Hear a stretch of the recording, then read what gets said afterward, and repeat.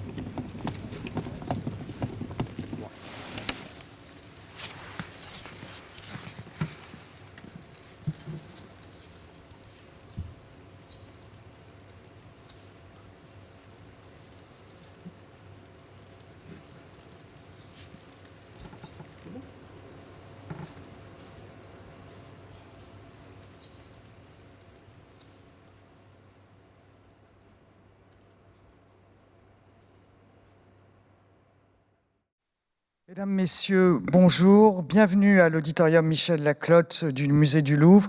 Je suis Laurence Descartes, présidente directrice du Louvre, et j'ai l'immense joie donc de vous accueillir aujourd'hui pour le lancement d'une nouvelle saison de l'œuvre en scène. Alors vous le savez sans doute, c'est un format très exceptionnel de conférence que le Louvre est le seul musée au monde à proposer, avec la présence physique d'un de ses chefs-d'œuvre sur la scène de l'auditorium. C'est une magnifique idée, une simple idée a priori, mais une magnifique idée riche de plein de développement que Michel Laclotte, mon illustre prédécesseur, avait lancé dès la création de cet auditorium, il y a près de 32 ans, l'ouverture de l'auditorium, donc qui porte aujourd'hui son nom, au moment évidemment des travaux du Grand Louvre et de l'ouverture de la pyramide et de l'ensemble des espaces dessinés par l'immense architecte américano-chinois Pei.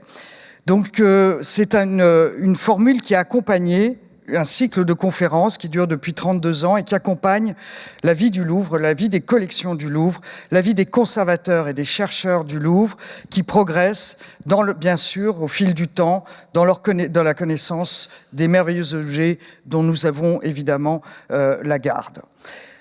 Aujourd'hui, c'est une formule un peu nouvelle des œuvres en scène que nous allons lancer. J'ai souhaité que nous restions fidèles, en quelque sorte, à l'ADN de cette magnifique série, avec la présence donc d'un chef-d'œuvre sur la scène de l'auditorium, mais que nous l'accompagnions et que nous accompagnons les conférenciers, les spécialistes de ces œuvres, de dispositifs plus riches, notamment visuellement. Vous avez vu ce petit film d'ouverture qui vous montre le déplacement minutieux de la statue des Bill, mais vous verrez d'autres arrivées, incursions d'images filmées aussi dans les présentations, de manière à enrichir notre connaissance et de nouveaux regards sur ces œuvres. Donc c'est une formule plus scénographiée, vous allez le voir aussi, de l'œuvre en scène que nous lançons aujourd'hui. Vous verrez que nous avons voulu aussi thématiser les saisons de l'œuvre en scène, et vous allez donc avoir 3 séries de conférences pour ceux qui vont y assister. Je vous encourage évidemment à nous suivre tout au fil de cette année. 3 conférences qui vont filer le thème du rapport du pouvoir au sacré. Alors nous commençons avec la Mésopotamie antique aujourd'hui et le merveilleux chef-d'œuvre qui est la statue d'Ébi-Il. Mais le 13 novembre, ce sera le reliquaire de la Sainte Couronne d'Épines, imaginé par Viollet-le-Duc pour Notre-Dame, qui est actuellement présenté dans l'exposition consacrée au trésor de Notre-Dame et qui sera donc sorti exceptionnellement des salles de l'exposition et amené sur la scène de l'auditorium. Donc nous plongerons dans les splendeurs évidemment d'un Moyen-Âge revisité par le 19e siècle et par les orfèvres et l'imagination féconde de Viollet-le-Duc. La 19e que je suis se réjouit d'avance. Et puis au mois de janvier, ce sera un objet récemment acquis par le Louvre, la maquette du complexe du Saint-Sépulcre, acquis pour le nouveau département, le département des arts de Byzance et des chrétientés en Orient. Donc vous le savez, un département qui est en cours de développement et dont l'ouverture est prévue donc fin 2026, début 2027. Donc là aussi un objet rare, précieux, que nous découvrirons, je veux dire que nous regarderons sur tous les angles. Puisque ce que nous proposons au fond avec l'œuvre en scène, c'est une école du regard. Une école du regard mise à disposition de tous. Une façon de regarder au plus près et vraiment avec des caméras qui scrutent les œuvres sous la direction évidemment de nos conférenciers. Regarder au plus près ces œuvres, tenir compte des derniers acquis de la recherche et de la connaissance que nous avons de ces œuvres, de leur contexte de création, du contexte historique aussi qui les a vues naître, et des interprétations toujours en développement et qui se renouvellent sans cesse. Une collection n'est jamais figée. Elle est activée par la recherche en permanence, mais aussi par la sensibilité, par vos regards, aussi ce que vous portez sur ces œuvres. Donc c'est bien ce jeu de regard au plus près de l'œuvre qui se joue sur la scène de l'Auditorium du Louvre avec ce cycle. Aujourd'hui, nous serons accompagnés par deux grands spécialistes de la Mésopotamie antique pour regarder à nouveau et différemment Ébi-Il. Sophie Cluzan, qui est conservatrice générale au département des Antiquités orientales et qui est une très grande spécialiste des 3e et 2e millénaires, donc dans ce monde de la Mésopotamie antique, et particulièrement du site de la ville antique de Mari. Et elle sera accompagnée par Camille Lecomte, qui est épigraphe chargée de recherche au CNRS, spécialiste des statues inscrites précisément du site de Mari. Donc ce sont deux immenses spécialistes qui vont vous aider à regarder à nouveau, à mieux regarder Ébi-Il. Et évidemment, le vœu que nous formulons tous, c'est que quand Ébi-Il, dans quelques heures, va rejoindre évidemment les salles du département des Antiquités orientales et qu'il sera offert à nouveau au regard des visiteurs du Louvre, eh bien, vous qui aurez assisté à cette conférence, vous ne le regarderez plus tout à fait de la même façon et que vous partagerez votre passion pour cet objet absolument merveilleux, l'un des plus beaux ambassadeurs, évidemment, de la Mésopotamie antique au sein du Louvre. Je voudrais finir en remerciant toute l'équipe qui est derrière cette nouvelle version de l'œuvre en scène. Valentine Gay à la production, Joanne Lesage, Alexis Assalex et Cindy Raymond à la réalisation, Alex Rebout au son, Didier Degros à la lumière et Axel Ombad à la diffusion.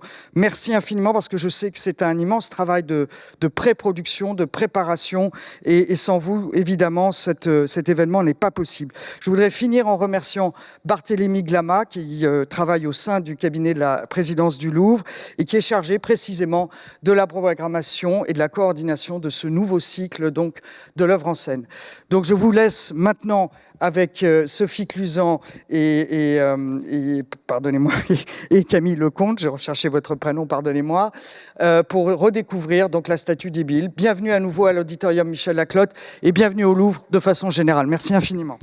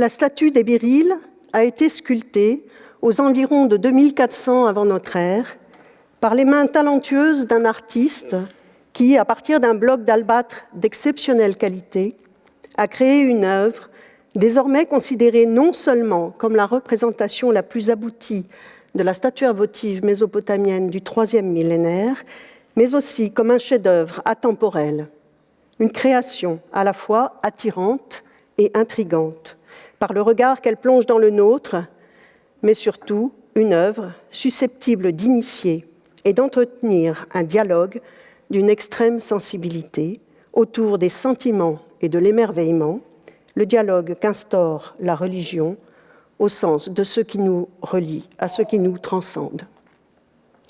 L'intensité lumineuse du bleu des yeux des Béryl et son regard, à la fois inspiré et puissant, captent et retiennent l'attention, alors que son léger sourire, à peine esquissé, exprime la joie et l'allégresse. Et Béryl regarde. Les yeux écarquillés, il s'étonne et ouvre son regard pour nous inviter au partage et à la connaissance. La puissance et l'emprise exercées par ce célèbre regard résultent, certes, de l'emploi de matériaux colorés, le bleu scintillant et profond du lapis-lazuli et le blanc lumineux de la coquille marine, dont la beauté est soulignée par la ligne noire qui les entoure à la manière d'un phare ou d'un cône, mais cette force et l'emprise qu'elle suscite procèdent aussi et surtout de la technique et de l'inventivité d'un exceptionnel sculpteur, maîtrisant l'art de la mise en œuvre, de la lumière, de l'expression et de la mise en scène. Et Béryl nous regarde. Mais dans ce face-à-face, nous avons du mal à croiser son regard qui, en réalité, s'élève et rejoint une dimension qui nous dépasse. Le profil des yeux des Béryl révèle l'ingéniosité du moyen technique mis en œuvre par le sculpteur pour produire cette impression. La face externe des iris a été positionnée non pas verticalement comme l'aurait voulu la morphologie humaine, mais discrètement orientée en oblique, la partie basse légèrement projetée en avant, ce qui, vu de face, a pour effet de soulever le regard vers le haut, vers cet espace supérieur. Par ailleurs, la coquille de la sclère, c'est-à-dire du blanc de l'œil, a été taillée en laissant dégager quelques facettes sur la face externe pour permettre à la lumière de jouer autour de ce regard au bleu profond. La statue des Béryl mesure 52,5 cm de haut, 20,6 cm de large et 30 cm d'épaisseur. Et Béryl se tient, assis et droit. Il est torse nu. Les mamelons sont suggérés par deux petites zones circulaires, haut placées, en légère saillie, que je vous montre ici. De ses épaules arrondies descendent de très longs bras qui se détachent du torse en souplesse grâce à l'inflexion donnée à leur ligne extérieure, laquelle accentue aussi la carrure du personnage. Les coudes sont projetés de part et d'autre du corps et les avant-bras, également très longs, sont ramenés en oblique vers l'avant du torse. Les mains, aux doigts fuselés, s'enroulent en spirale, la gauche dans la droite, à l'emplacement du nombril. Deux lignes sont incisées sur une zone martelée. Et Béryl est vêtu d'un jupon couvrant le bas de son corps à la manière d'une toison, composée d'une succession de mèches courant du haut vers le bas et étagées sur le devant en 7 rangs. Les mèches de son vêtement, que l'on appelle konakès, sont finement ciselées et leurs ondulations, souples, sur lesquelles joue la lumière, produisent une impression d'extrême douceur. Vers l'avant, le jupon est volontairement amplifié, comme pour en souligner, voire en exagérer l'épaisseur et la richesse, ce qui est aussi particulièrement sensible lorsque la statue est vue de face.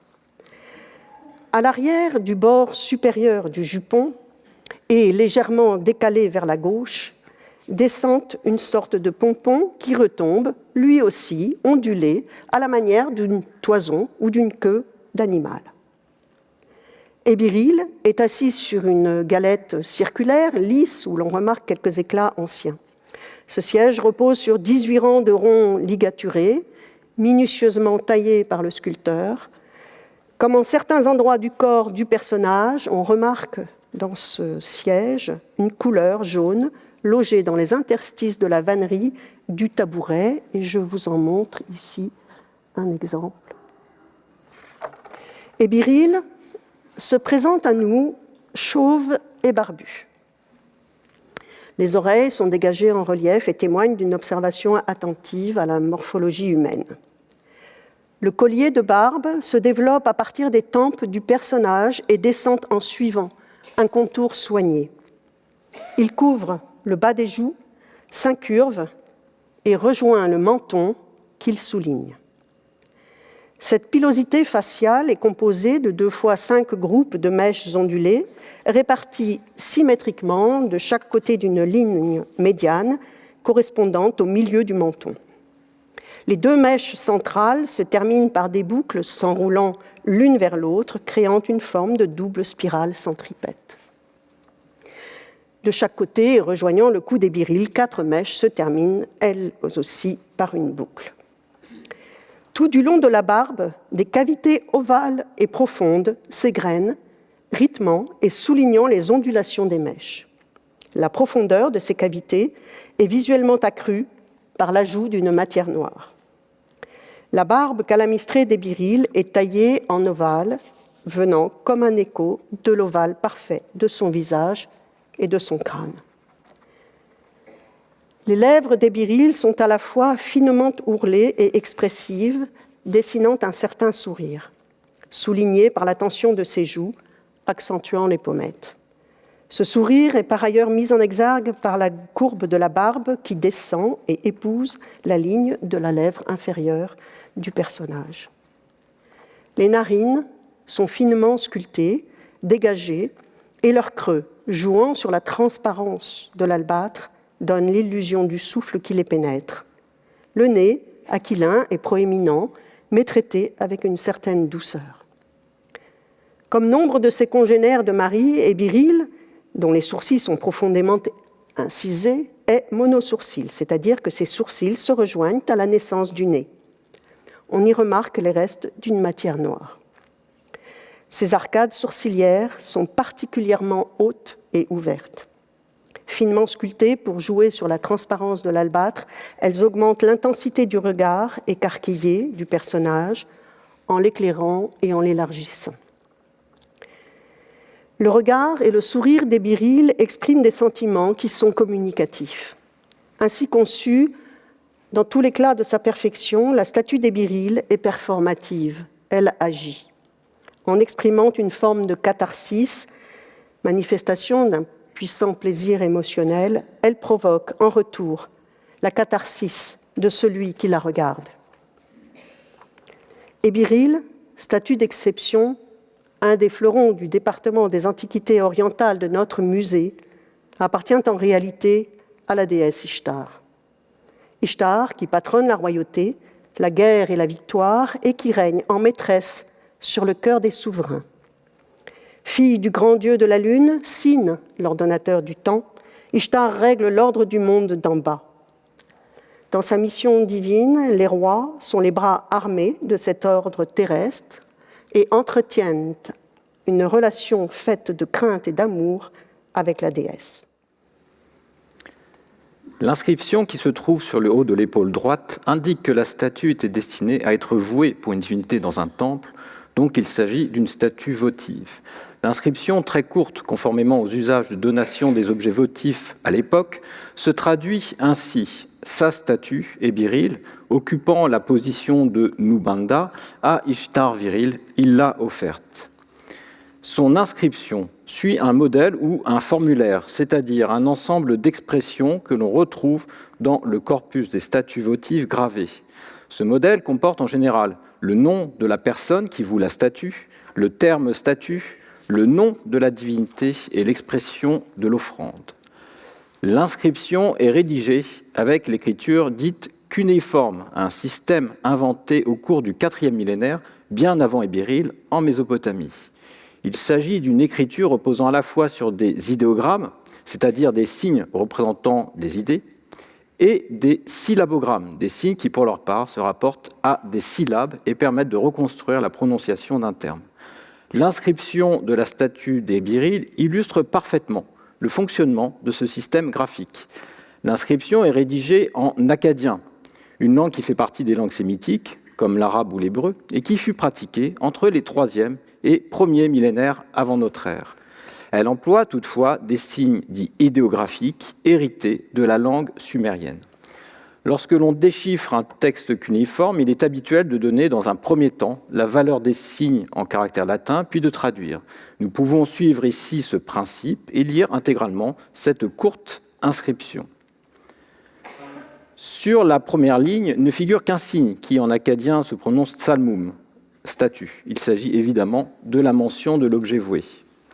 Sur la deuxième ligne, on trouve le nom du personnage représenté. La ligne comporte les signes N, T, il. L'interprétation de ces signes peut hésiter entre deux modèles. Dans l'écriture cuniforme, il existe en effet des combinaisons de signes qui donnent une valeur spécifique et différente de la lecture des deux signes en question. Ainsi, N et T, lorsqu'ils sont ensemble, peuvent se lire Ebir, et pas nécessairement syllabiquement NT. Le signe il est en revanche syllabique, c'est-à-dire qu'il se lit pour sa valeur phonétique, donc il. Le nom de l'individu représenté donne alors Ebir-il.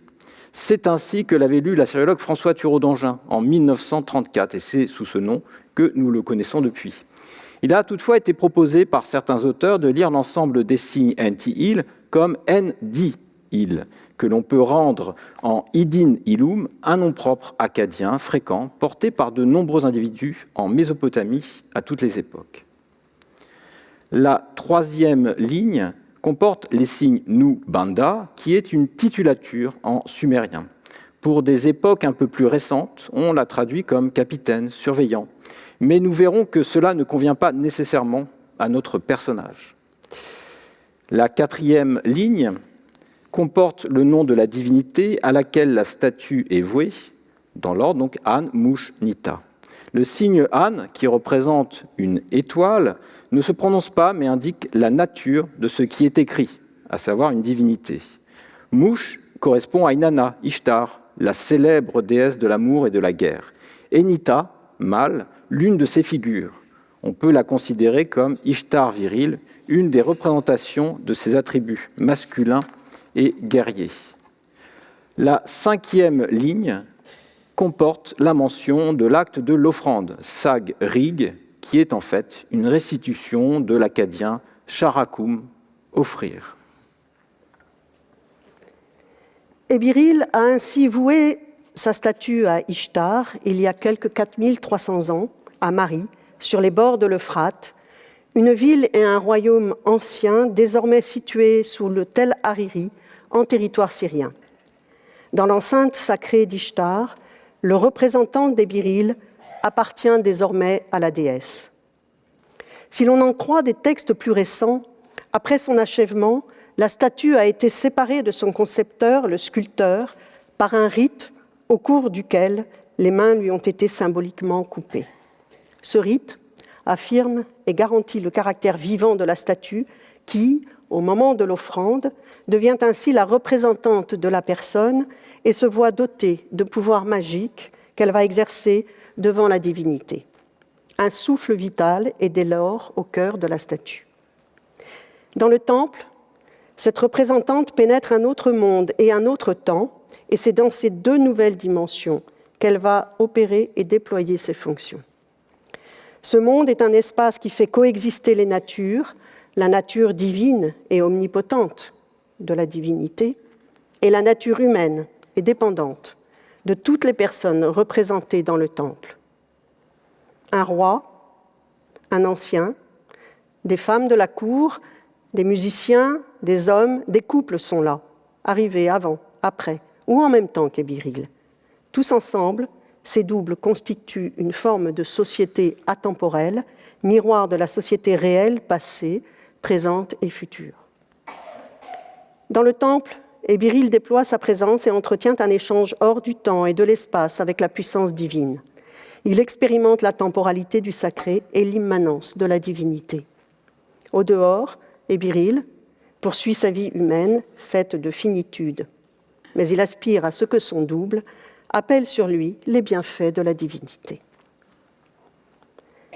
Ébiril regarde Ishtar avec une intensité, une élévation spirituelle, une insistance et un ravissement tel que la déesse ne peut en ignorer la présence et la demande active de plonger avec lui dans un échange en une subtile mise en abîme. Regarder pour être regardé, être ébloui pour éblouir, se réjouir pour réjouir et être vivant dans le temps long. La statue remplit son rôle. Son regard est l'expression d'un processus qui conduit Ébiril à la rencontre et à l'émerveillement et qui est censé susciter chez la déesse, en miroir, l'émerveillement ou, à tout le moins, l'éveil de son regard, afin qu'en s'attachant à lui, elle l'inclut dans le cercle de ses faveurs et lui accorde sa protection. Le regard étincelant d'Ébiril n'a rien d'un style ou d'une simple qualité esthétique. Il est l'expression d'une intense expérience visuelle, mystique et extatique.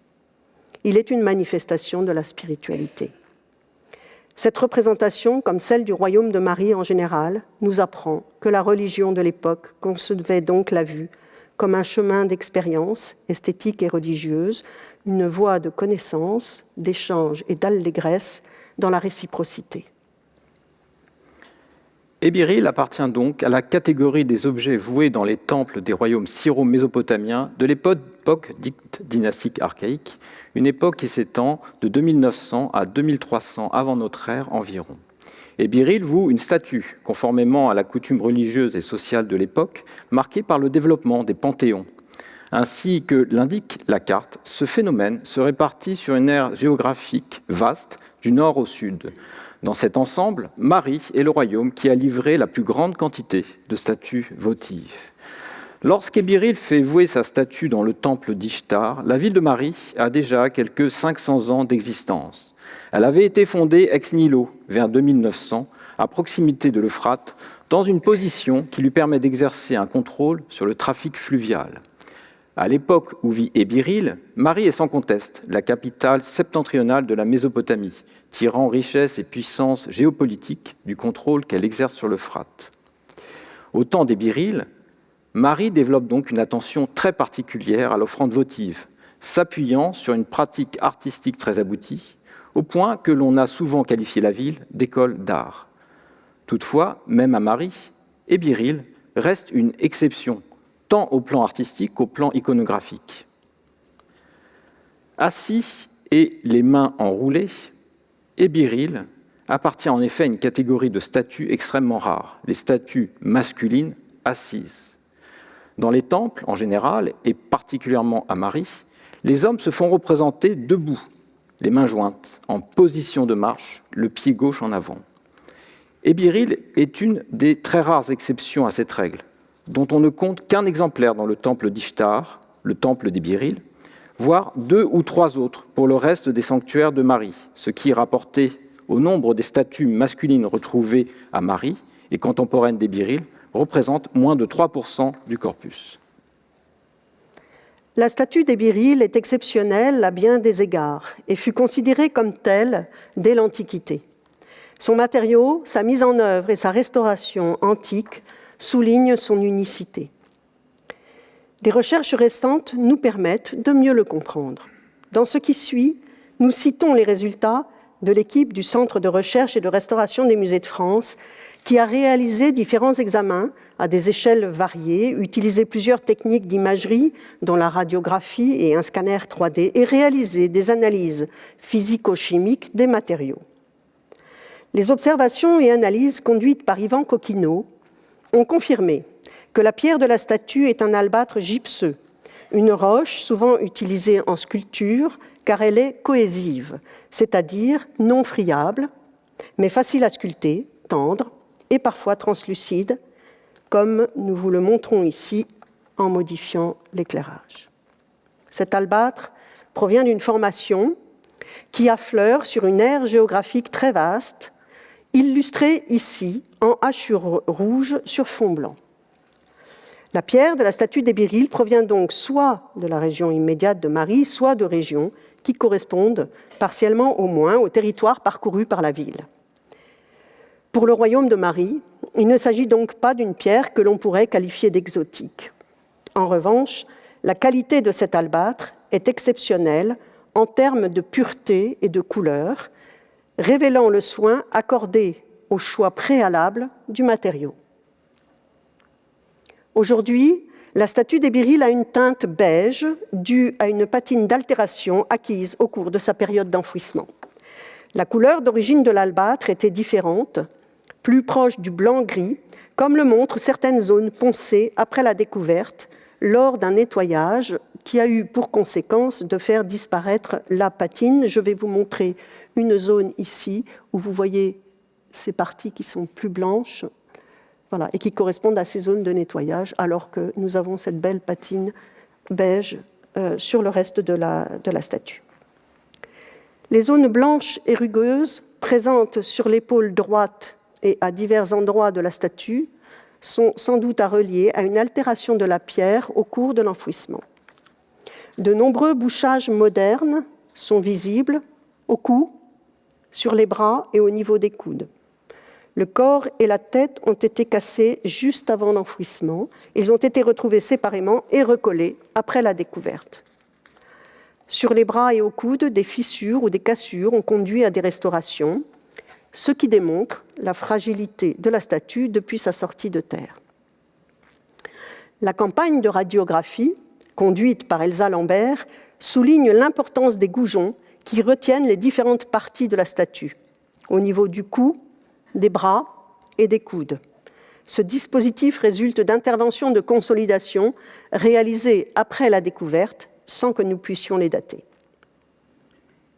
Parallèlement, une étude tracéologique avec observation visuelle et numérisation 3D a été entreprise par Charlotte Huchard et Nicolas Mellard. La précision de la mesure, inférieure à 20 microns, permet d'enregistrer les micro-reliefs de surface qui renseignent sur la production de l'objet, notamment sur la chronologie des différentes phases de sa production. Cette étude a porté sur diverses zones, dont celle du nombril où se trouve ce détail inédit, 2 lignes incisées. La microstratigraphie indique que ces 2 lignes croisées sont profondes et qu'elles procèdent d'un geste postérieur, ciblé et distinct de ceux qui ont produit le reste des traces visibles alentour, qui, elles, ont un aspect plus usé. Les 2 lignes incisées sont donc les traces d'une intervention intentionnelle postérieure à la confection et à la finition de la statue. La numérisation de la zone des sourcils, quant à elle, a révélé les traces de gestes précis, prouvant le soin apporté aux détails, notamment dans cette zone essentielle qui encadre et souligne le regard. Comme le montrent les images, les sourcils, dont la courbure est très soignée, ont été creusés à de multiples reprises pour en approfondir le sillon. À la bordure supérieure, des gravures réalisées avec des gestes courts et répétés dans le sens des sourcils encadrent le sillon profond. Ces gravures intentionnelles ont été prévues pour atténuer l'aspect géométrique des sillons et leur donner une allure naturelle et organique. Si l'albâtre des Béryl peut être considéré comme d'origine locale ou régionale, en revanche, les matériaux utilisés pour les incrustations des yeux sont d'origine lointaine. Il s'agit de matériaux importés, donc exotiques, par rapport au royaume de Marie. L'iris des yeux est taillé dans du lapis lazuli, une pierre bleue originaire d'Afghanistan, enchâssée dans une sclère, elle-même taillée dans un morceau de coquille marine venu des rives du golfe Persique. L'ensemble est maintenu par du bitume, un dérivé naturel du pétrole, dont les affleurements sont présents dans la région syro-mésopotamienne parcourue par Marie. Une photo de l'époque de la découverte, ici en haut à droite, montre l'œil gauche des Béryl avant que l'iris ne soit recollé dans la sclérotique. En 1995, cette même iris s'est détachée par perte d'adhérence du bitume. Les opérations de restauration entreprises par Véronique Picure ont permis d'observer par la cavité oculaire, que l'on voit ici en bas à droite, remplie de bitume. La confection des yeux est donc une construction d'éléments s'emboîtant dans une cavité préalablement creusée et remplie de bitume. Une sclère en coquille, elle-même creusée d'une cavité badigeonnée de bitume, accueille un cône taillé de lapis-lazuli. Sur ébiril, le bitume déborde de la cavité oculaire afin de souligner intégralement le contour extérieur des yeux et renforcer le regard du personnage. Les analyses conduites par Anne-Solène Lehaut, Yannick Vandenberg et Yvan Coquino ont également porté sur la possible détection de traces d'une ancienne polychromie sur une statue qui nous apparaît aujourd'hui blanche et bleue.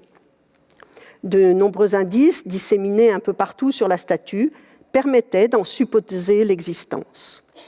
Nous n'en retiendrons ici que 3, les plus visibles à l'œil nu. Tout d'abord, une couleur jaune qui recouvre différentes zones de la statue. Elle est plus particulièrement présente, nous l'avons vu, dans les creux du siège ou encore dans le cou à droite, où l'on en perçoit la finesse. Je crois qu'elle est bien visible à l'écran. Les analyses ont montré qu'il s'agit d'une goethite, un oxyde de fer jaune. Cette composition ne permet pas à elle seule de préciser la datation de la couche, antique ou moderne. En revanche, l'analyse de la stratigraphie des endroits où elle se trouve indique clairement qu'il s'agit d'un ajout moderne. En effet, dans les zones observées se trouve tout d'abord le sédiment du sol, c'est-à-dire les restes de l'enfouissement, recouvert par un gypse second microcristallin formé dans le sol lors de l'enfouissement, et enfin par la couche jaune. Elle est donc chronologiquement postérieure à la vie de la statue dans la terre. Il ne s'agit pas d'une polychromie antique. Deuxième zone d'étude de la polychromie, les restes de matière noire situés dans les larges incisions des sourcils d'ébiril. Les analyses du matériau n'ont pas permis d'y voir les traces d'une polychromie antique. Il s'agit peut-être de restes de bitume, comme on en trouve dans l'ensemble des sourcils des statues votives de Marie, qui étaient incrustés de lapis-lazuli. Vous avez ici quelques exemples à l'écran. Pour procéder à la suite de notre découverte des béryls, nous demandons à l'ensemble de nos collègues aux mains d'or gantées de blanc de bien vouloir coucher la statue. Pour notre part, tout en suivant ce mouvement à l'écran, nous en profiterons petit à petit pour nous concentrer sur la barbe des béryls.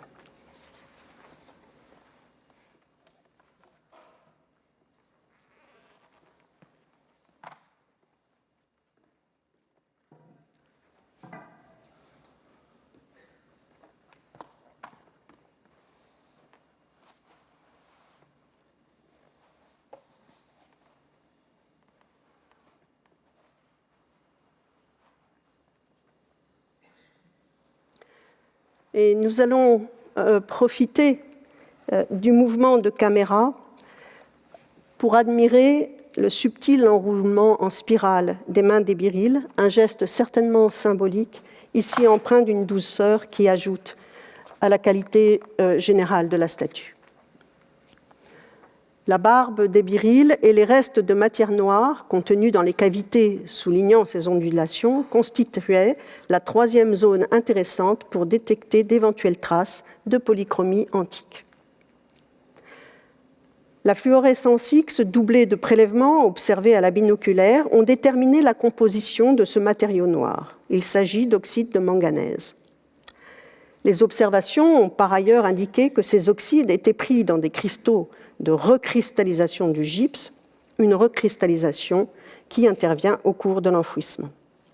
Ces oxydes, qui étaient donc présents dans la barbe avant l'enfouissement, montrent cette fois qu'il s'agit bien des restes d'une polychromie antique. L'utilisation de cette matière noire pour souligner la noirceur de la pilosité des béryls est également perceptible sous la barbe, traitée en un quadrillage raffiné qui montre l'attention extrême portée aux détails par le sculpteur, y compris dans les zones qui ne sont pas directement accessibles à la vue. Comme à l'avant de la barbe, les restes sont composés d'oxyde de manganèse. Et béryl se distingue donc par quantité de traits et de détails de sa mise en œuvre, de son iconographie et de son expression. Son caractère exceptionnel ressort par ailleurs d'une étude matérielle détaillée de l'œuvre qui démontre le soin dont elle fut l'objet dès l'Antiquité lorsqu'elle fut restaurée. Voyons ensemble les indices qui permettent d'asseoir cette constatation. Le premier indice est double. En premier lieu, les joncs de paille ligaturés qui constituent le tabouret des Biriles ne sont pas figurés à l'avant de la statue et vous avez ici la ligne de rupture, la ligne de fin des tailles de ces joncs et des ligatures.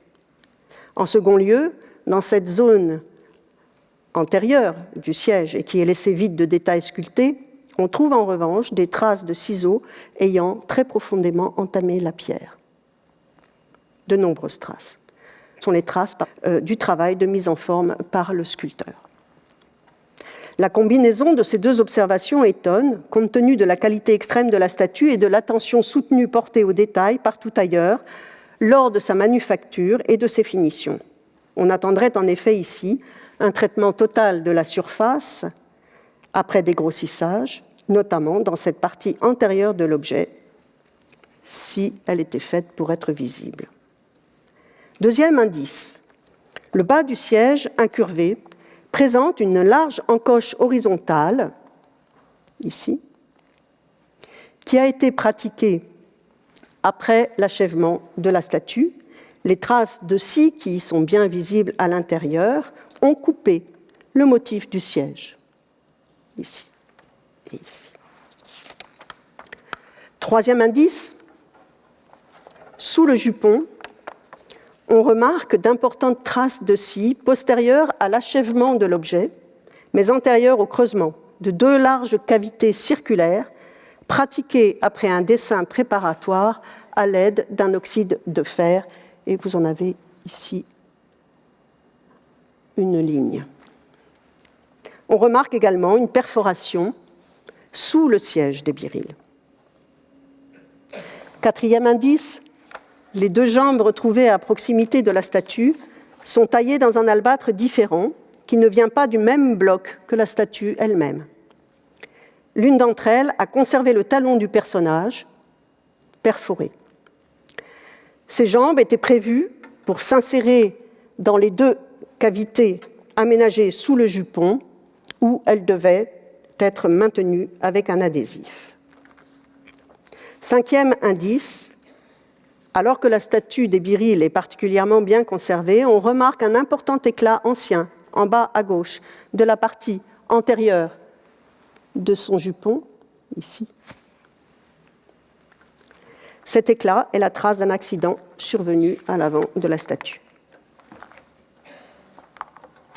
L'ensemble de ces observations permet de reconstituer l'histoire de la sculpture et de sa restauration antique.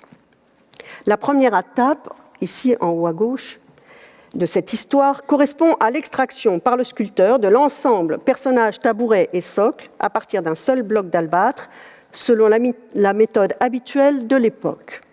Cette manière d'extraction explique que les détails n'aient pas pu être représentés à l'avant du siège, les ciseaux et polissoirs de l'artiste ne pouvant atteindre cette zone, rendue inaccessible par la présence des jambes. La surface est donc restée marquée par les traces du travail d'enlèvement de la pierre entre l'arrière des mollets et le siège. La deuxième étape est celle qui a conduit à la nécessité de restaurer la statue. Le développement du jupon des Biriles crée un important déséquilibre, déplaçant le point de gravité de la statue qui bascule naturellement vers l'avant. Ce basculement a provoqué la cassure de la partie la plus fragile de l'objet, à savoir les chevilles. L'éclat ancien en bas du jupon témoigne vraisemblablement lui aussi de cet événement. La troisième étape est celle de la restauration antique à proprement parler. Il fallut avoir recours à une série de gestes très sophistiqués dont la chronologie, analysée et discutée avec Sabine Kessler, restauratrice, peut se résumer ainsi. En premier lieu, les parties brisées, à savoir les jambes ou ce qu'il en restait, ont été sciées, opération dont témoignent les traces que nous avons vues sous le jupon. À la suite, les opérations ont été envisagées sous deux angles, la reconstitution de nouvelles jambes et le rééquilibrage général de la statue. Au niveau des jambes, un système d'emboîtement a été conçu. À l'aide d'un pigment à base d'oxyde de fer, le restaurateur a préalablement délimité la zone centrale du jupon, où il escomptait insérer les nouveaux membres, qui, eux, ont été taillés dans une autre pierre. 2 cavités profondes et parallèles ont ensuite été pratiquées dans la zone ainsi délimitée pour insérer les nouvelles jambes. Sous le talon des nouvelles jambes, une perforation permet de les maintenir dans le nouveau socle. Le rééquilibrage, quant à lui, a consisté en une opération de retaille en aménageant la large encoche à la partie basse du siège pour y emboîter un nouveau socle. L'ensemble a enfin été positionné sur ce nouveau socle, maintenu par des goujons au niveau des talons et du siège. Le dernier dessin, en bas à droite, révèle la statue telle qu'elle nous est arrivée. La gravure de l'inscription des Biriles témoigne, elle aussi, du soin apporté à la réalisation de la statue, venant s'ajouter à ce qui en fait une œuvre exceptionnelle. En effet, comparée aux autres statues votives, l'inscription des Biriles se caractérise par ses formes douces et par la rondeur des signes. L'inscription possède en outre une certaine finesse dans le tracé qui reste assez unique dans le corpus de Marie et se voit dans la faible profondeur et légèreté du tracé des signes. Le signe « il », qui est composé d'une jambe droite et d'une jambe pliée, qui montre à l'écran, est représentatif de ces divergences paléographiques. Ainsi, dans le nom du souverain Iblulil, mentionné dans l'inscription d'une autre statue, qui figure en haut à droite avec photographie et autographie, le signe « il » possède un tracé plus géométrique, avec des clous se découpant plus nettement. La statue des Biriles est donc exceptionnelle à bien des égards, allant de sa posture assise, plutôt inédite, à son regard puissant et étincelant, à ses matériaux de grande qualité, aux détails raffinés de sa mise en œuvre et de son inscription, et à la sophistication de sa restauration antique. Ces constatations conduisent à se poser la question de la personnalité réelle des Biriles, lui qui se dit Nubanda, ce que l'on traduit conventionnellement par capitaine ou intendant.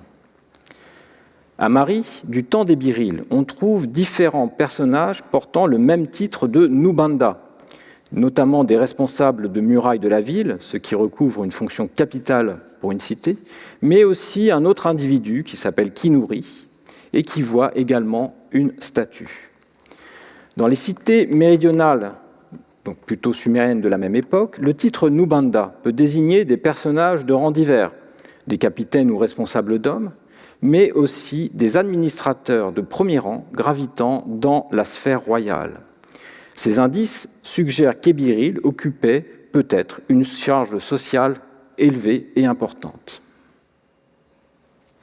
Ishgi-Mari et Ébiril, un roi de Mari et un Nubanda, ont été retrouvés dans le temple d'Ishtar, à proximité l'un de l'autre dans les ruines de l'édifice, détruit vers 2300 par l'empire d'Akkad, au cours de son extension vers le nord et l'ouest. Ébiril a reçu une marque au nombril. Les études en microtopographie indiquent qu'il s'agit d'une intervention postérieure à un premier usage de la statue. Une même intervention postérieure a marqué le front d'Ishgi-Mari, le roi. 2 lignes profondément incisées et se croisant l'ont entamé. L'étude que nous avons conduite sur de nombreuses statues contemporaines a révélé l'existence de cette pratique du marquage des statues, un geste qui a pu prendre différentes allures. Ici, ce sont 2 lignes profondément incisées qui se croisent.